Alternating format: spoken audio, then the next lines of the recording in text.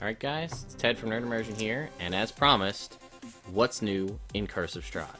This is the brand new Ravenloft themed D&D campaign book. This will run you, it's a little pricey to be honest, it's $49.95 and it'll only go from levels 1 to 10, so keep that in mind up front. This is not a review of the campaign itself, this is just what kind of new information can you find in it. If you're not looking to buy the campaign to play the campaign, but you just want to get additional source material, your best bet's still going to be Sword Coast Adventures Guide, but I'm going to go through that for you guys. I flipped through it a little bit. I'm a huge fan. I think there's a lot of things in here that are well above and beyond what we normally get. But again, this is not a review of the campaign itself, and you can find some of the other information about this online. So, first up, again, spoiler alert. There will be spoilers in this video. I will be discussing all of the new things that are in this. You will see the new magical items, the new monsters, and a couple of new background and some new trinkets. I will be going over all those. Most of those won't be spoilers, but the items and the enemies obviously will be. So, without further ado, let's jump into this. More or less, you can skip for what's new. There's actually a nice, the appendices pretty much go over exactly what's new. There's a lot of cool information in the beginning. They talk about how this is all about how that Taraka deck works. That is not out yet, as far as I can tell. You can work it with just a regular deck of cards, just to point that out, so you don't have to wait for the actual Taraka deck from Gale Force 9. They show you how to play the cards and how to read it, sort of tarot style. So let's skip ahead to the appendices and tell you guys what is new. One of these things has been released already. That was the background, called the Haunted one, and I covered that in last week's D&D Weekly Update, but I will go over that as well. So, where is that? In here somewhere, I swear. Oh, Appendix C. Oh, that's why. I was in the wrong appendix. Because one of the appendices is the starter adventure, A Death House, which I did go over again in that D&D Weekly Update. Alright, so, starting on page 209, again, if you're skipping ahead for what's new, do not read page 208. That is basically the end of the campaign. Which is, again, a problem I have with a lot of these books. They put, like, if you want to give you this to a player to say, hey, you know, whoever, do you want to use this new background, the Haunted one, cool, it's on page 209, but if you look at page 208, it's the end of the game. So, don't look at that page. Couldn't you give me like just a piece of art as a singular page to separate that? Everything that is in here is as it was in the free PDF. Choose one skill proficiency, choose an exotic language, Monster Hunter pack. You have this harrowing event that happens to you that determines why you are a haunted one. Personality traits, ideals, and as I predicted, a whole new table, which I'm not going to get to in frame. I don't want to spoil it for anybody who doesn't want to. Trinkets, Gothic trinkets. There are 50 new trinkets rather than 100, so it's 1 and 2. You know, buy 2s get you a new trinket. When rolling for a trinket, consider using this in a Gothic-style game. I also would warrant that in any kind of horror-themed, or even just if you're in an interesting area or you have an interesting character backstory, use these. As with typical trinkets, most of them are just really weird, kind of off-putting things that your DM can just use to add flavor to the game, although some of them are actually useful, which you kind of found in the Elemental Evil one. There were some that were useful trinkets. There's a couple of examples of ones that are not useful. A winter coat stolen from a dying soldier. Not really anything, it's a winter coat. A picture you drew as a child of your imaginary friend. Clothes stolen from a scarecrow. Not anything not anything too crazy. However, on a roll of a 29 or a 30, a lantern with a black candle that never runs out that burns with a green flame. A lot of really cool imagery on that for sure, but you have a lantern that will never go out. Again, probably not the most useful item, but that means you never have to worry about stocking lantern oil or lighting a torch or having a tinderbox or anything like that. You basically have this torch that never runs out. You just have to have a way to cover it so that it doesn't always show light. Ice made from the knuckle bones of a notorious charlatan. A wolf's head wrought in silver. That is also a whistle. Not super useful, but a signal whistle is a signal whistle nonetheless. Yeah, I think black wooden pipe that creates puffs of smoke that looks like skulls. Very cool thematically. If you're puffing on a pipe and out comes a skull. Again, some of these really awesome, like the ones that I just listed. Some of them, like a flag from a ship lost at sea. You could totally work that into your story, especially if you were a sailor. That'd be great.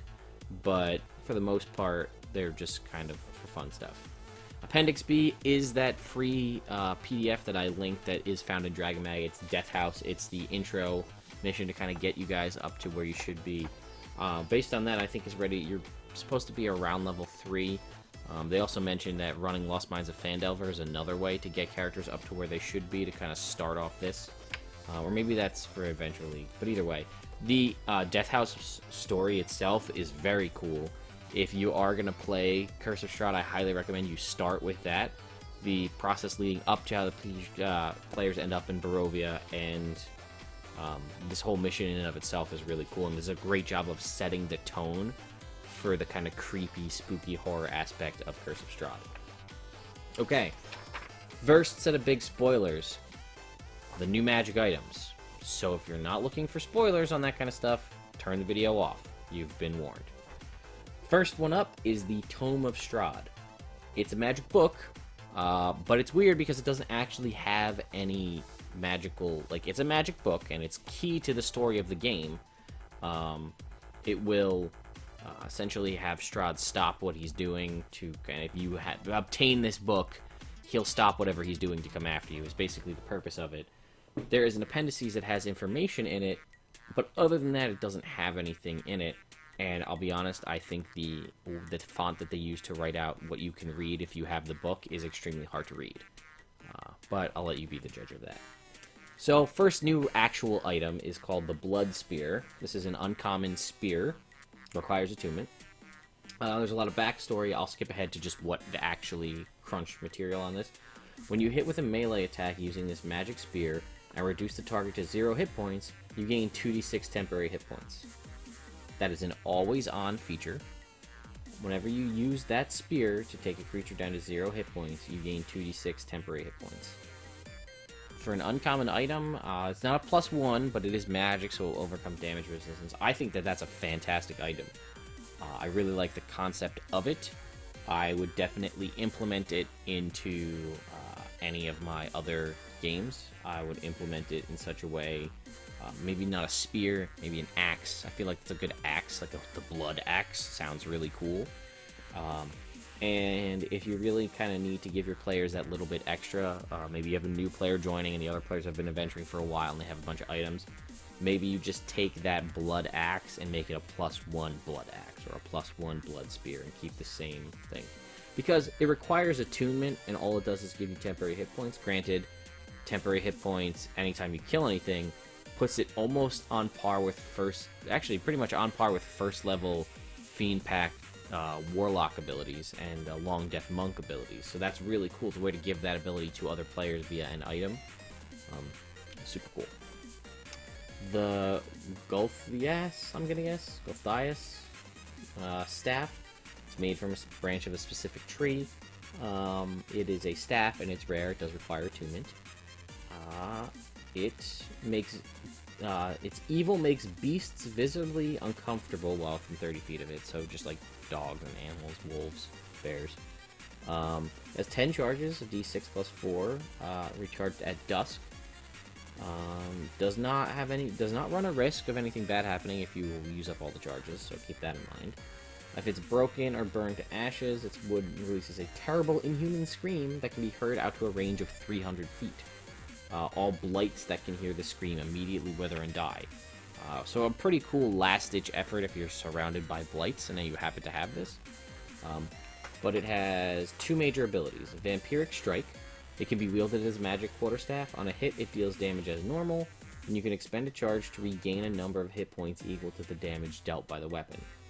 Each time, this is the catch though, each time you spend a point like this, red blood oozes from the staff's pores, and you must succeed on a DC 12 Wisdom saving throw or be afflicted with short-term madness. I don't have the DM's guide in front of me, but there's a whole section on madness in the Dungeon Master guide, so you might want to check that out. And Blight Bane. While you're attuned to the staff, blights and other evil plant creatures don't regard you as hostile unless you harm them. And we will get to blights. There's a new type of blight in this book, so that makes sense. And then these next ones are really cool, basically vampire undead hunting gear.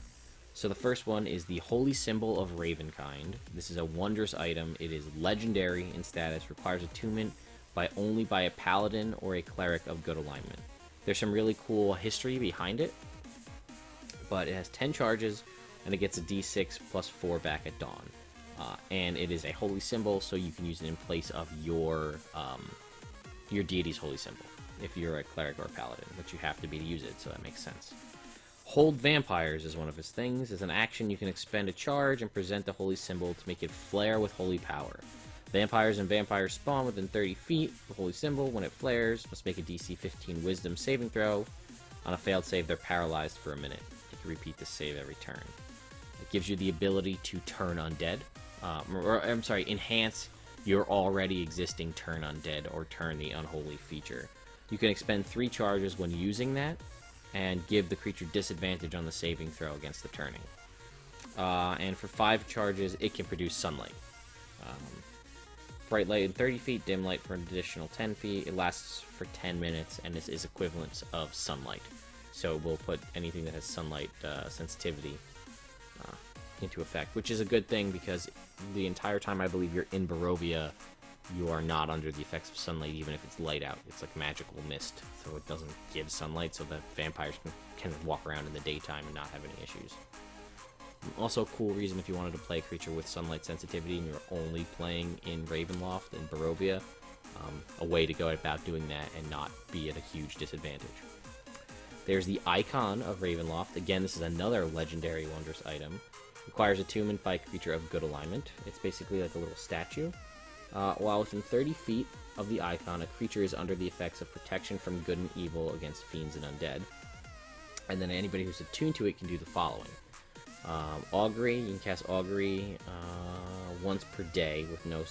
use an action to cast Augury, no material components required. If you use it as a holy symbol to turn undead or turn the unholy, it increases the spell save, or the turning DC by 2. And once per day, you can choose a creature within 30 feet of you and use Cure Wounds that does 3d8 plus 3 HP, unless they're an undead construct or fiend. You can only use this once per day. Then there's St. Markovia's Thighbone. Again, a super awesome thing with a lot of background information before. I really like this when you have a lot of cool flavor for your weapons. More or less, it's a Mace of Disruption, except if you hit vampire spawn more than one or more. If it scores 1 or more hits against a vampire spawn in the course of a single battle, it crumbles into dust once the battle concludes. So that sucks. But other than that, it's a Mace of Disruption. And then the super awesome, again with more backstory, the Sun Sword. Long story short, it's a Sunblade. Same as it is in the DM's guide, however, it is a sentient Sunblade. The Sun Sword has an intelligence... Get this, though. The stats on this thing is bananas. Intelligence of 11, Wisdom of 17, and a Charisma of 16. It has hearing and normal vision out to a range of 60 feet, and it communicates... rather than actually speaking, it communicates by feeding emotions to the person.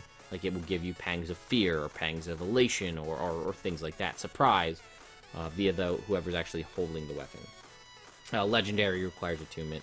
I'm sorry, St. Markovia's Thighbone was rare and required attunement. The personality of the Sun Sword, special purpose is to destroy Strahd. It secretly fears its own destruction. That's it for new items. So we've got 1 new background, a whole new table for trinkets, and what's essentially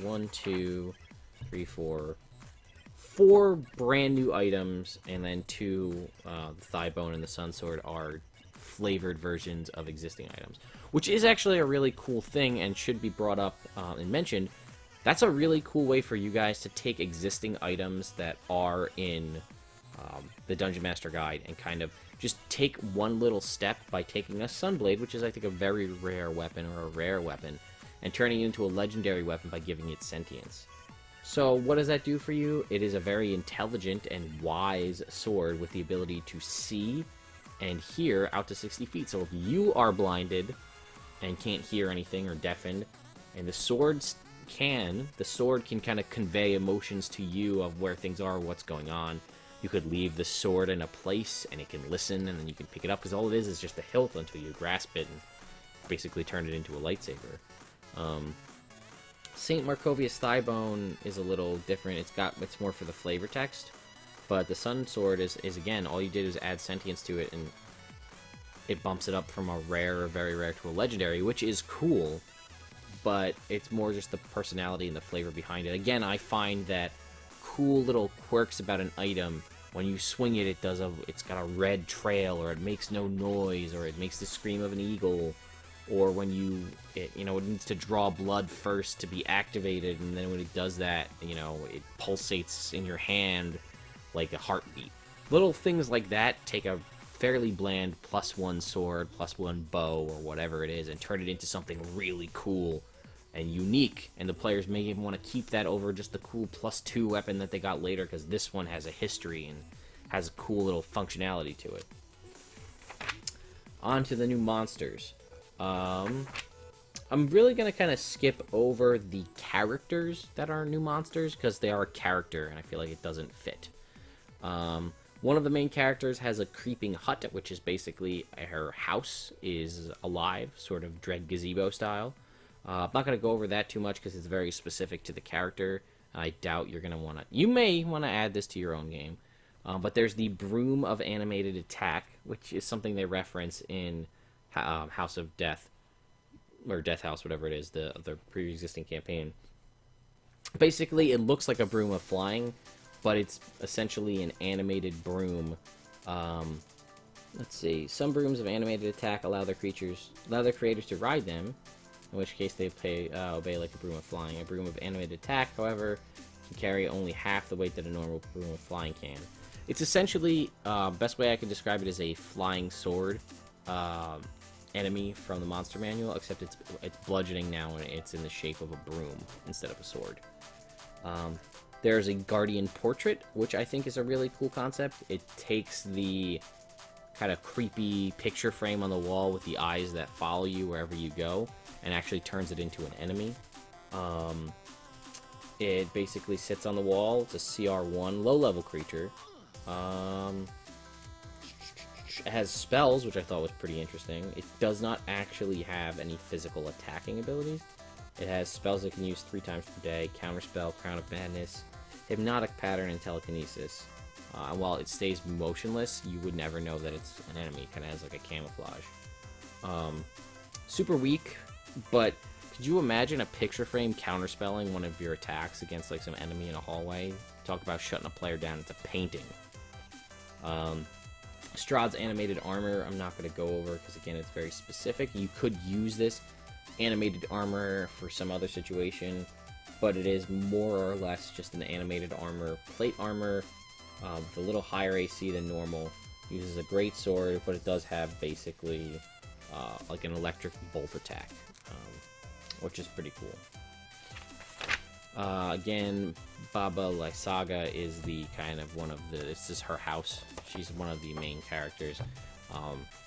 Again, there's a lot of information, a lot of flavor text, which I really like about her and her relation to Strahd and how things go. What you need to know, she's a CR11, she's got 8th level spells. So just be careful because she could mess you up pretty bad.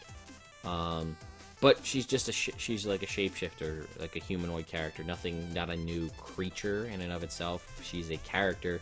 There's nothing stopping you from using this character and tweaking the name, maybe some of the spells to be an enemy in your game. However, I don't really think it warrants me going through the rest of the information here. There's a Peruvian Witch, which is CR 1/2. Has 2nd level spells, some pretty interesting spells. But all of it's in like a dagger attack, but its main attack is using Alter Self to make claws. But it's cool. It's like a little witch-based character, like an NPC you could throw at some PCs, pretty low level. Then there's the Tree Blight, which I will go over because that is actually an enemy. The best way I can describe a Tree Blight is an evil treant. So if you look at a treant in the monster manual, and you convert it to dark black, kind of thorny, evil-looking treant, then that's what this is. However, because of it's not... let's see. There's a thing I read. Oh, it looks like a dead tree, 30 feet tall. Oh, it's so saturated with blood that it's not vulnerable to fire, which I thought was cool. It doesn't have any vulnerabilities at all. And it has... it's a CR7, which is pretty solid. It has a couple of attacks. It's got a bite and like branch attacks. And then it has Grasping Root, which is a cool thing. It has a reach of 15 feet. Target is grappled. Until the grapple ends, the target takes d6 plus 6 bludgeoning damage at the start of each of its turn. And then you can sunder, basically, the roots if you attack the root itself to kind of free yourself. A couple more NPC characters. Madame Eva, who's the one we know of that does all the fortune-telling. Then there is Mongrel Folk, which are, again, what I would consider an actual enemy type. They are challenge of a quarter. They have some interesting features. They have a d20. You roll a d20 to determine what their unique feature is, whether it's they're amphibious, dark vision, they can fly, they can jump really high, they have 2 heads. They basically have a similar to a Kenku or somebody with the actor feat, voice mimicry. But they basically incorporate weird animalistic parts. Like, you might look like a dwarf, but it might have the head of, like, a shark. Or, what do they have an example here? Oh, we'll just do the whole thing. Could be the body shape of a dwarf with a head that combines the features of a cat and a lizard, one arm that ends in a crab's pincer, and one leg that ends in a cloven hoof. Another might have the skin and horns of a cow, the eyes of a spider, frog's legs, and the scaly lizard's tail. Each Mongrel Folk's mad combination of humanoid and animal forms results in having a slow, awkward gait, and that shows in its reduced movement speed. It's possible to restore somebody that's been converted into a Mongrel Folk with a greater restoration spell, but not if that Mongrel Folk has bred, and with another Mongrel Folk, the offspring is born Mongrel Folk, so they will be that forever. And then there's a Phantom Warrior here, which is an undead. It is a challenge rating 3.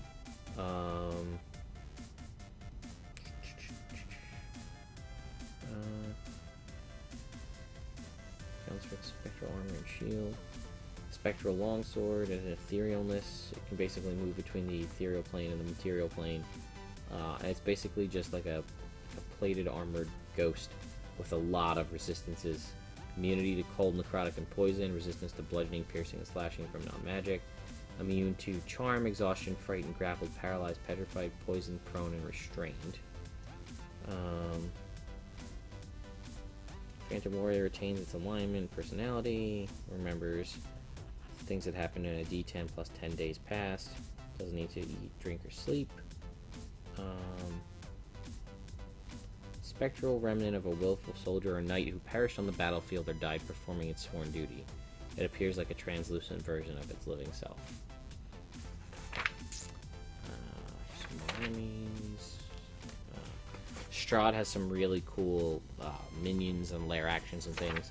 For those of you curious, I won't go over all of his stuff, but I will just tell you that he's a CR15. He does have legendary resistance and a lot of really crazy badass abilities. There's also Strahd zombies, which are a specialty thing that he can do. They are CR1 zombies. They have multi-attack, and they have loathsome limbs. Whenever a zombie takes at least 5 bludgeoning damage or slashing damage at one time, roll a d20 to determine what happens.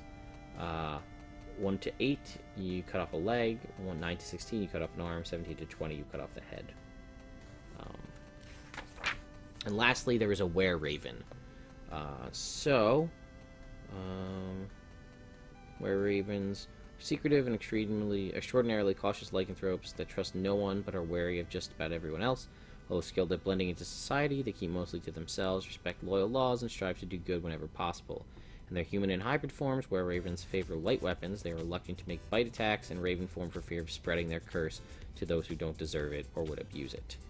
I will say, I'll read the section as, because it's kind of hard to tell. Where fighting a were-raven, they are CR2. But if you were to be afflicted with lycanthropy by a were-raven, this is what would happen. Character cursed with were-raven lycanthropy gains a dexterity of 15 if his or her score isn't already higher. Attack and damage rolls for the bite are based on whichever's higher, strength or dex. The bite of a were-raven in raven form deals 1 piercing damage, no ability modifier, and carries the curse of lycanthropy. They have the mimicry ability, kind of again similar to Kenku and everything we've been talking about. They can copy voices and dialects and things like that. Then Appendix E is all about the Taraka deck and how to go about doing it with different things and what the different things mean, the different cards. And then something I'm super a fan of, which is, unfortunately, I feel like you need to have the digital version, is this. Okay, right here. These are player handouts. I don't know about you, but nothing makes a game more immersive than having physical things. Like, rather than you just telling somebody, like, oh, you find a letter, and the letter says blah, blah, blah. You could basically be like, here, you find this, and you hand them a physical letter, and then they read it, and they're learning it as it happens, and when they read it, then the other players only know it if they're reading it out loud, or tell them what it says. Which I really like, because then it makes it feel more immersive. Like, if I tell you, you find a letter, and the letter says blah, blah, blah, blah, blah, then all the other players are going to go, oh, okay, well, that's what it says. And then you're like, oh, I got to tell them. But if you have to read it, then it's your interpretation.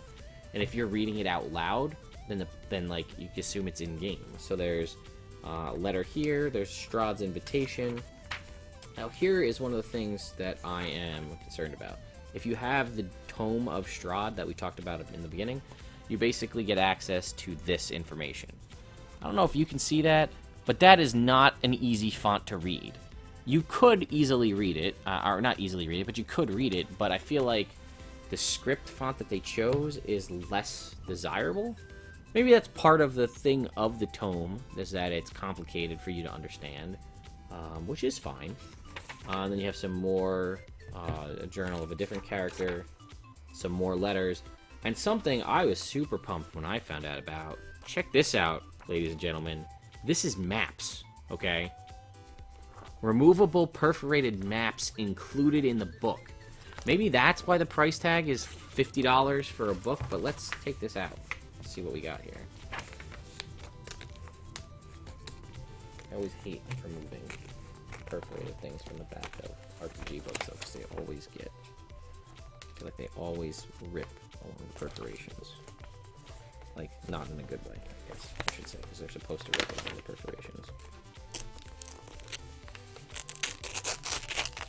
Damn it. Every time. So, oops. Let's see what we've got here. Double-sided, first of all. So, I don't know if you guys can see how big this is. This is a map of Barovia. You've got a couple of... Here's the village of Barovia down here. Here's Valaki, Berez. The pool encampment down the bottom. You've got a key here. Oops, I'm sorry.